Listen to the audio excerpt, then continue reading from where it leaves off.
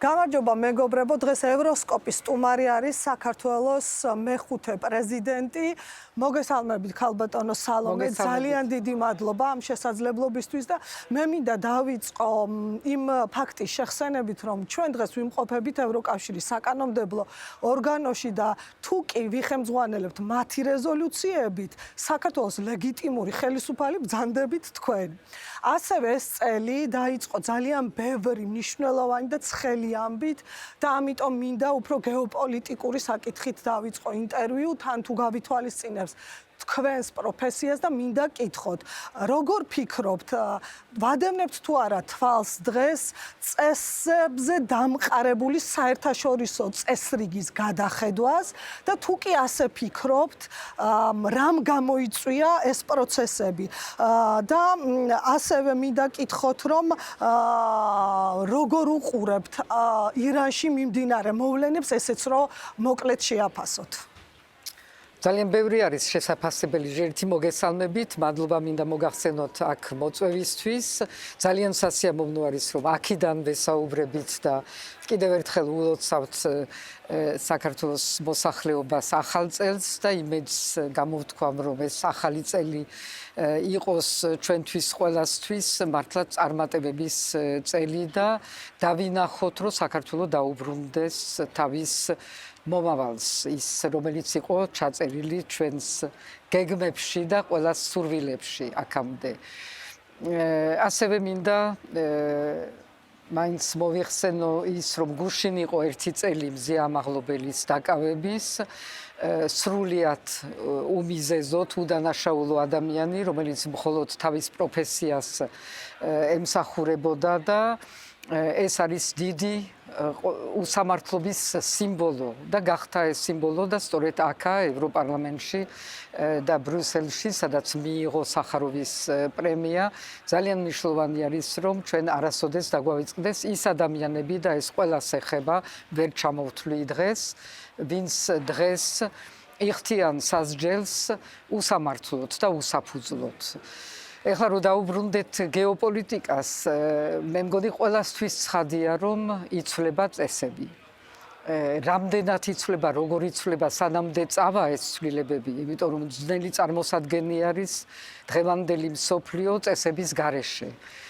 ეს ძალიან სახიფათო იქნება და მე მგონი ყველა ამას მიხვდება ძალიან სწრაფად, რომ სრულიად წესების გარეშე არ შეიძლება ყოფნა.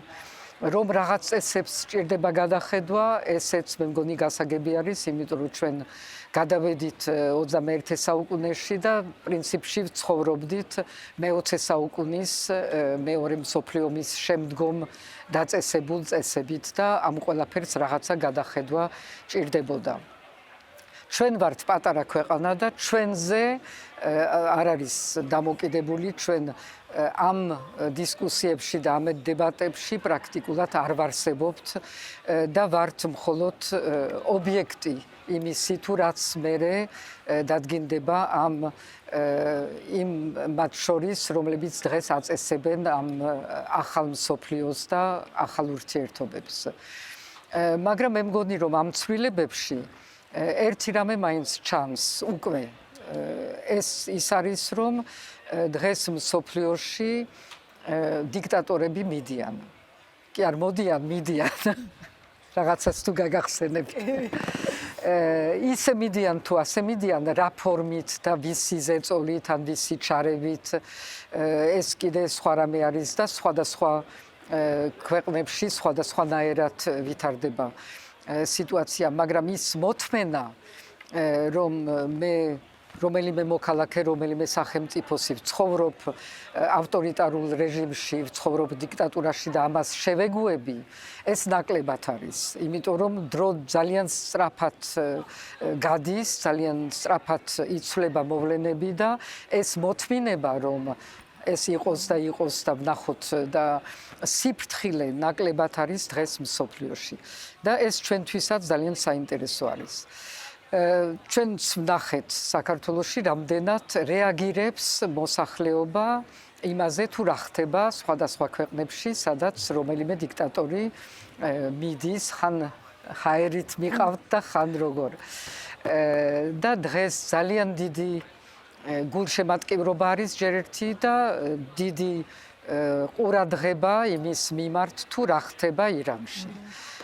იმიტომ რომ ეს ქვეყანა არის ჩვენი მეზობელი, ავად თუ კარგად გამოცდილი სხვადასხვა ისტორიულ პერიოდებში, მაგრამ ირანი როცა იყო თავის ცივილიზაციის ფარგლებში და ნამდვილად იყო ცივილიზებული ქვეყანა, რომელსაც ძალიან ბევრი მოიტანა ჩვენ კულტურაშიც, მაშინ კარგი იყო საქართველოსთვის, როცა ირანი უფრო ეხლა როგორც ავტორიტარულ რეჟიმზე ან იმპერიულ ამბიციებით ისა მაშინ იყო ცუდი საქართველოსთვის. ესე იგი ჩვენზე მოქმედებს ირანის შიდა მოვლენები და ადამიანურად ცხადი არის რომ ძალიან მოქმედებს, როცა უყურებთ თუ რა ხდება და უკვე რა რაოდენობის სხერპლი არის ირანში. ამიტომ ჩვენ ვართ ისეთ რეგიონში, სადაც მგზნობიარება ყველაფერზე არის და დღევანდელი ჩვენი ამოცანა არის, რომ ჩვენ არაფერმა არ გადაგვიყვანოს იმ ჩვენი მიზნიდან და ჩვენი გეზიდან.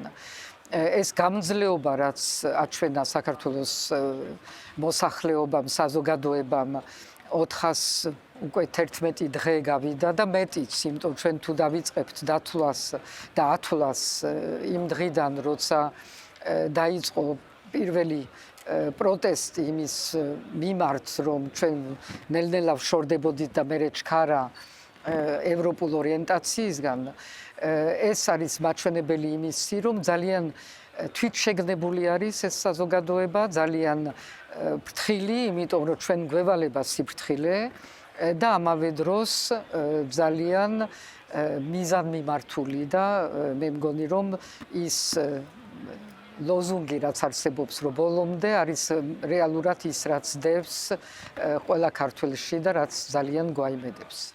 პრინციპში ნაწილობრივ უკვე გაეცით ჩემს მეორე შეკითხვას პასუხი, მაგრამ ასევე ცოტა გლობალურად მინდა რომ შევხედოთ და მიპასუხოთ აი ამ გამოწვევების პერიოდში სად არის საქართველო და სად უნდა იყოს საქართველო და მაინც ასევე ჩაგეკითხებით, ფიქრობთ თუ არა და იზიარებთ თუ არა პოზიციას, რომ პატარა ქვეყნები ასეთ ვითარებებში უნდა დაელოდონ, რომ სხვები გადაწყვეტენ მათ ბედს. როგორ ფიქრობთ ამ? ჩვენ უნდა ვიცოდეთ ჩვენ სად გვინდა რომ ვიყოთ.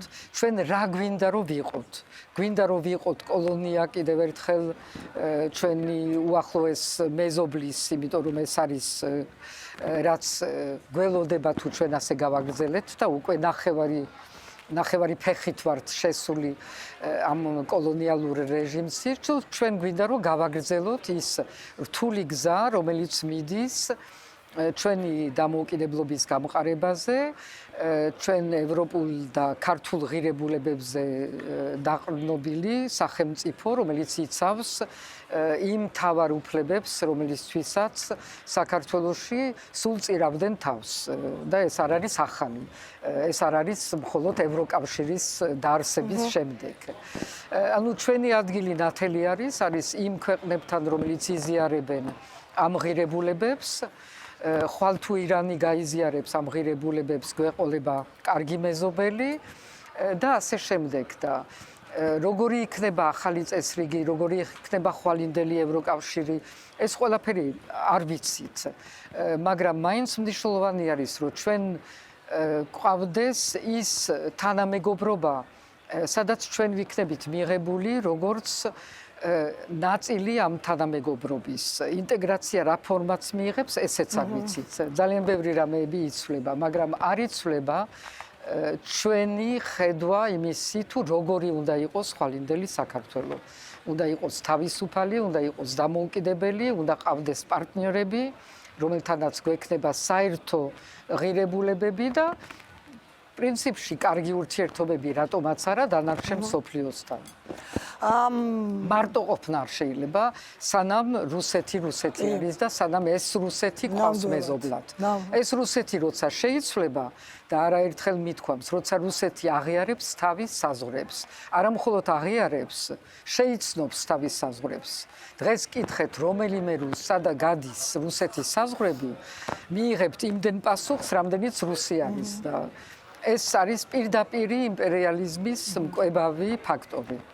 აი ზუსტად, როდესაც რუსეთი ბრუტალურად შეიჭრა დამოუკიდებელი სუვერენული უკრაინის ტერიტორიაზე, ქართული ოცნების მხრიდან ჩვენ მოვისმინეთ, მათ დაიწყეს საუბარი იმაზე, რომ თითქოს იყო სურვილი საქართველოს ომში ჩართვის, მინიშნებები იყო ამერიკის შეერთებულ შტატებზე, ელჯ-დეგნანზე, მერე მოვისმინეთ ცინიკური განცხადებები ნატოზე, ნატოს ღია კარის პოლიტიკაზე, რომ თითქოს ამ კარიდან ჩვენ გვიბერავს, მაგრამ აი ახლა რომ დააკვირდეთ, ბოლო პერიოდი ქართული ოცნება ძალიან წყობრად თავს ესხმის ევროკავშირს და ყველა მის ინსტიტუციას.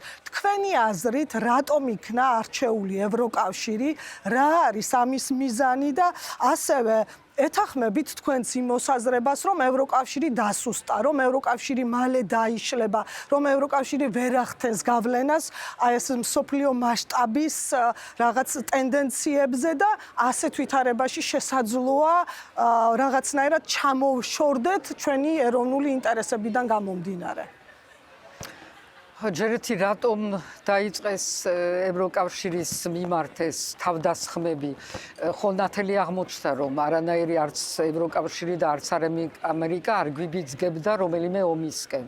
ეყოფათ ის ომი, რომელიც უკვე არის გაჩაღებული ევროპის ცენტრში პრაქტიკულად 4 წელია და არანაირი არც სურვილი, არც ლოგიკა, არც ინტერესი არ იყო იმის საფუძველი, რომ საქართველოსდან რამე დაწყებულიყო.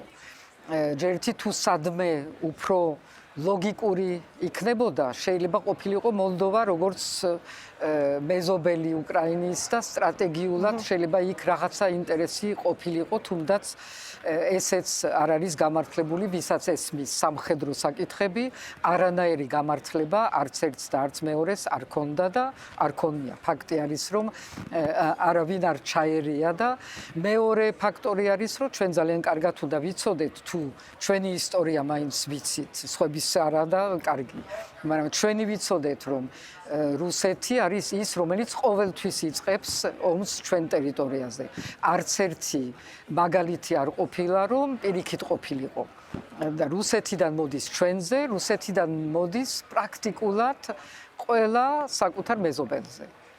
არ ყოფილა ნაპოლეონის გარდა მე მგონი სხვა მაგალითი იმისი, რომ ვინმეს დაეწყოს რუსეთის წინააღმდეგ და სულ წუწუნებს რუსეთი, რომ მე ჩემს ირგვლივ მტრები და რაღაცები.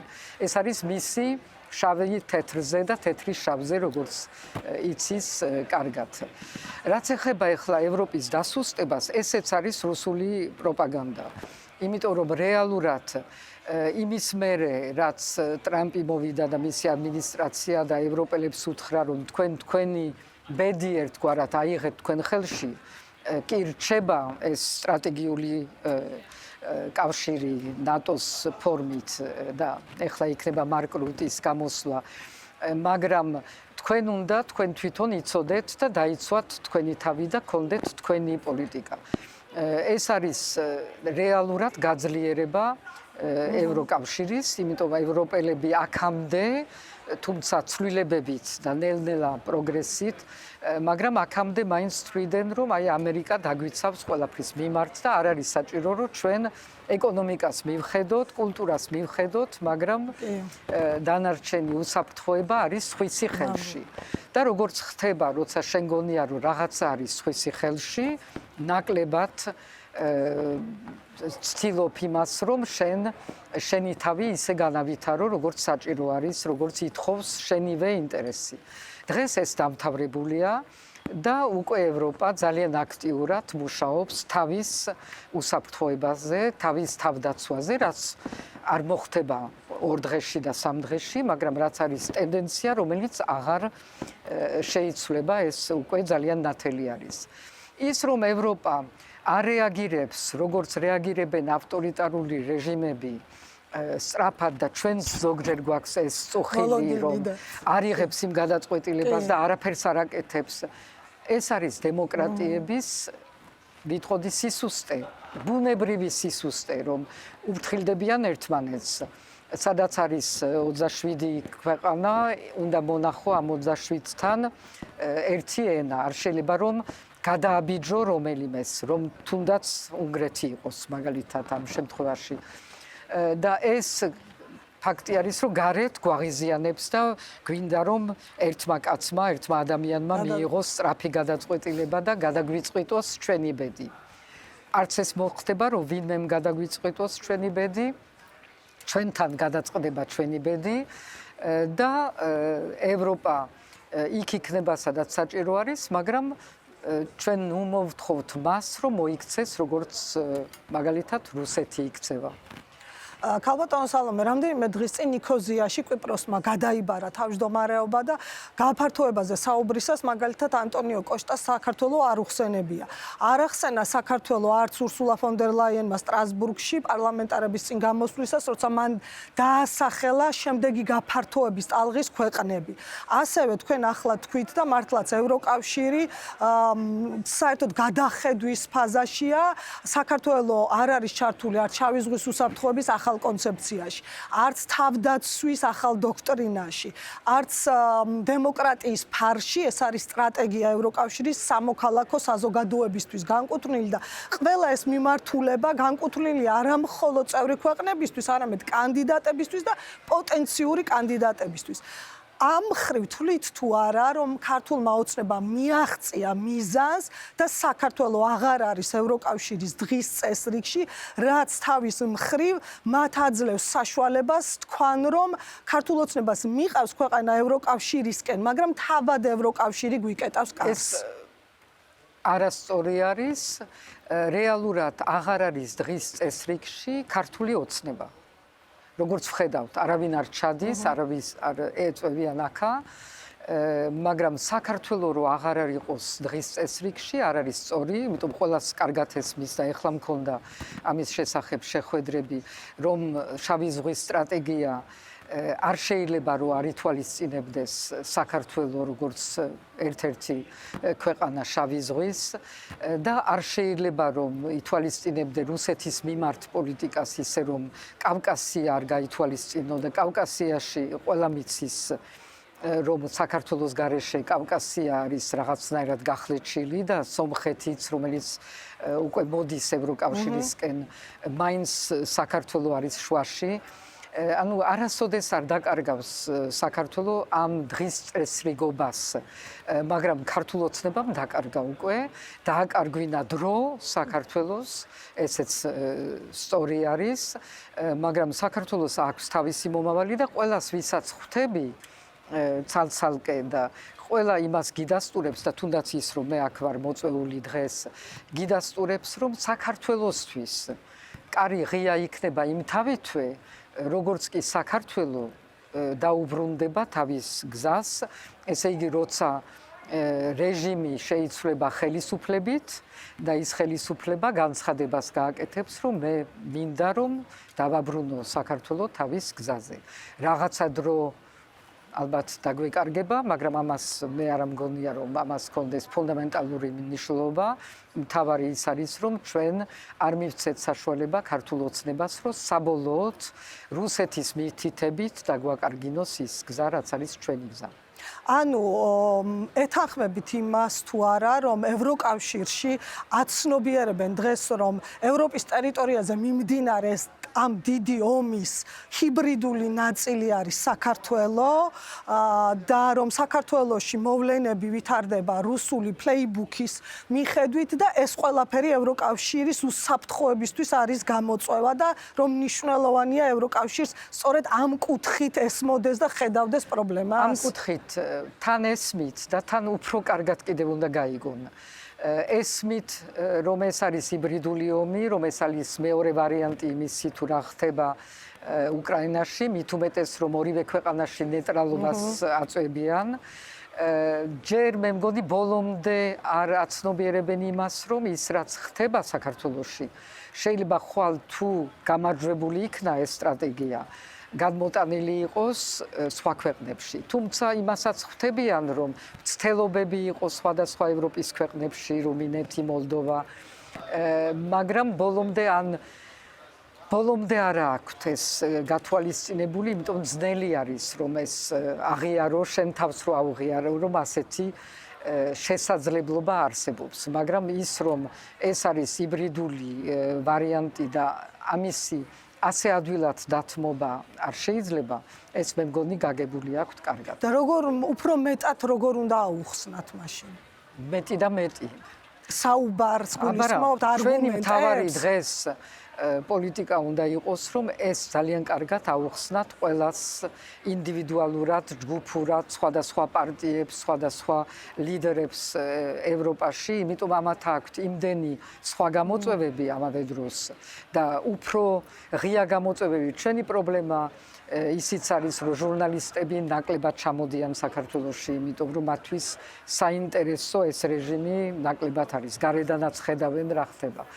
ამიტომ ეს ახსნა, დეტალურად ახსნა იმისი თუ რა ხდება და როგორ ხდება არის ძალიან საჭირო. როგორც საჭირო არის იმის ასევე ახსნა მათთვის, რომ ეს რეჟიმი კი არის რუსეთის მითითებით და ინსტრუქციებით და მოდელით აწყობილი თავისი იმ პროქსი მთავრობით, რომელიც დღეს არსებობს საქართველოში ქართული ოცნების სახით. მაგრამ ისიც უნდა დაინახონ, რომ ეს ქართული ოცნება არის დღეს ძალიან სუსტი.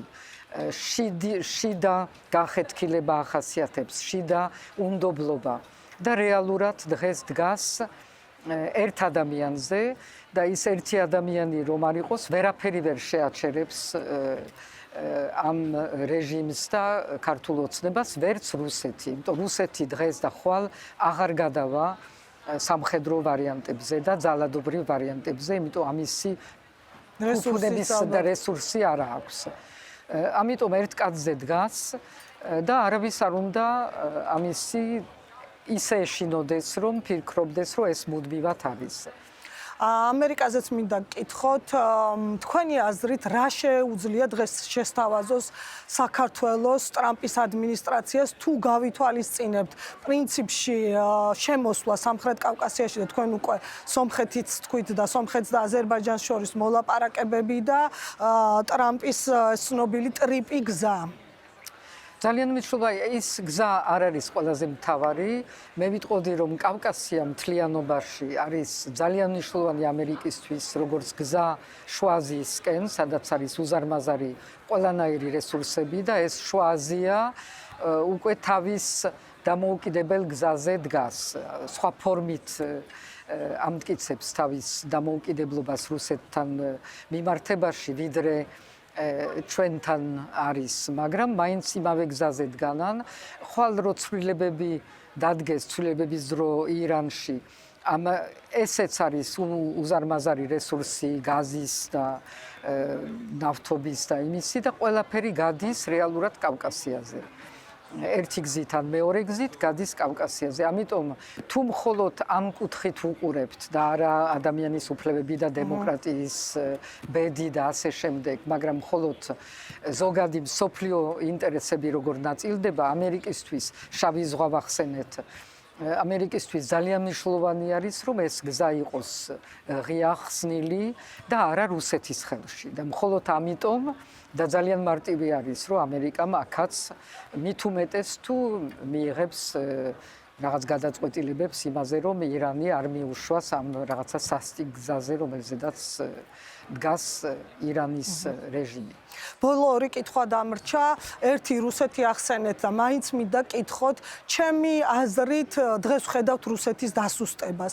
თქვენც თუ ფიქრობთ ასე და ფიქრობთ თუ არა, რომ მაგალითად საქართველოს მოსახლეობაზე რუსეთის დასუსტება, აი მე უფრო მეტად მაინტერესებს მოსახლეობის ის ნაწილი, რომელსაც აი ეს შიშები აქვს რუსეთთან მიმართებით, თუნდაც ომი გინდათ აი ამ ხალხზე, რომ მათზეც აი ეს გეოპოლიტიკურად რუსეთის დასუსტება ფსიქოლოგიურად თქვათ იმუშავებს. ძალიან ნათელი ნიშნები არის ამ დასუსტების. ერთი არის ფიასკო უკრაინაში. 4 წელი ამგვარი ომის, სადაც ყველაფერი ჩადო რუსეთმა, რესურსები, სამხედრო პრესტიჟი და არაფერმა არ გაუმართლა. ნუ აქ ვლაპარაკობთ რაღაცა კილომეტრებზე იგებს თუ აგებს. და რეალურად მისი მიზნები მიზნებს ვერ მიაღწია ვერანაირად და ეს არის პირველი ფიასკო. მეორე ფიასკო არის ახლა რაც მოუვიდა კარიბის ზღვაში, როცა ამერიკამ ისე თავისუფლად დააკავა მისი ტანკერი. თუ შევადარებთ რა ხდებოდა კუბასთან მიმართებაში იმ დროს, როცა კენედი იყო სათავეში და ხრუშჩოვი აქეთ, დღეს იყო სრული ფიასკო რუსეთის. მესამე არის სირია. მეოთხე არის რაც ხდება ირანში. შეიძლება ხვალ დაკარგოს რუსეთმა ერთ-ერთი მისი მთავარი მოკავშირე, რომელიც ამარაგებს სამხედრო იარაღით და დრონებით და ყველაფრით. ამიტომ მეტი რესურსი არ აქვს და მე რომ ვამბობდი რომ ამიტომ არ ამჯერა რომ რუსეთმა გაბედოს საქართველოზე რამე ძალადობრივი ფორმით გაამყაროს თქვათ ეს შესუსტებული, დასუსტებული ოცნების რეჟიმი. ოცნება სანამ იქნება ძალიან კარგი ურთიერთობა და ეს შეჯვარებული ის ექნებათ, მაგრამ თუ ოცნება დასუსტა იმ დონეზე, რომ ვეღარა რუსეთი მას არ დაიცავს და ეს კარგად იცის ივანიშვილმა არენდობა თავის გარემოცვას, არენდობა დღეს არავის, არც რუსეთს ვერ ენდობა ბოლომდე. საინტერესოა. და ბოლო შეკითხვა, თქვენი ვიზიტის მიზანი გამოსვლა გექნებათ ძალიან მნიშვნელოვან კონფერენციაზე და მაინც მინდა გკითხოთ თქვენ თავს სად ხედავთ? არა აი დღეს მიმდინარე პროცესში თქვენი აზრით იმისთვის რომ საქართველოს დაუბრუნდეს ევროპული განვითარების ვექტორს საჭიროა თუ არა რაღაცა სხვა გზის მოძებნა და თქვენი აზრით როგორ უნდა მოხდეს მოსახლეობის კონსოლიდაცია და პოლიტიკოსების კონსოლიდაცია რაც ხედავდა თქვენც არაერთხელ გითქვამთ რომ ამის გარეშე არაფერი გამოვა. არაფერი გამოვა, მაგრამ მოვლენებიც მოგვიტანს კონსოლიდაციას. უნდა ვიმუშაოთ ამ მიმართულებით და მე ვაგრძელებ, არ დავიღლები ამ მიმართულებით, მაგრამ მოვლენებზე იქნება უფრო დამოკიდებული იმდენად, რამდენადაც რა მოხდება. წავა ივანიშვილი უცებერ დღეს და არავინ აღარ დარჩება, რაც გამორიცხული არ არის, იმიტომ რომ რეალურად ამ გუნდში უკვე აღარავინ აღარ არის, ვისაც შეუძლია რომ აწიოს რეჟიმი. მეორეც მხრივ შეიძლება თვითონ დანიშნონ არჩევნები, იმიტომ რომ ჩათვლიან რომ აი ჩვენ შევძლებთ და რაღაცნაირად კონსოლიდაციას ამითი მოვახდენთ და ეს იქნება ალბათ ჩვენთვის ძალიან დიდი გამოწვევაც და შანსიც. და კიდევ შეიძლება მოხდეს ისეთი ნელისვლით ჩამოშლა ან შეიძლება რეფერენდუმი ჩანიშნონ და ესეც იქნება გამოწვევა და შანსი რომ ჩვენ შევკრათ ეს წინააღმდეგობა. რეალურად დღეს საზოგადოება არის კონსოლიდირებული, პოლიტიკური ძალები ერთგვარად უფრო კონსოლიდირებული არიან, ნაწილი ციხეში არის, ნაწილი გაქრა სპექტრიდან, ახალი ძალები გამოდის და ამიტომ ახალი შესაძლებლობებიც აქაც არსებობს. ამიტომ ვამბობ, რომ ჩვენი გასაკეთებელი არის შიგნით, გარედან არავინ არაფერს არ გაგვიკეთებს. აქ საჭირო არის ჩვენი ხმის მოტანა, რომ ჩვენ არავის დავავიწყდეთ და მზად იყვნენ ესენიც, როცა ჩვენ მზად ვიქნებით, რომ ის ხელი გამოგვიწიონ, რომელიც დაგვჭირდება უშუალოდ. ძალიან დიდი მადლობა. იმედი მაქვს, რომ მაყურებლისთვისაც საინტერესო იქნება, წარმატებებს გისურვებთ და ჩვენ უნდა გავაგრძელოთ ნებისმიერ შემთხვევაში ბრძოლა იმისთვის, რომ ჩვენი ქვეყანა გახდეს ევროკავშირის სრულფასოვანი წევრი. ძალიან დიდი მადლობა.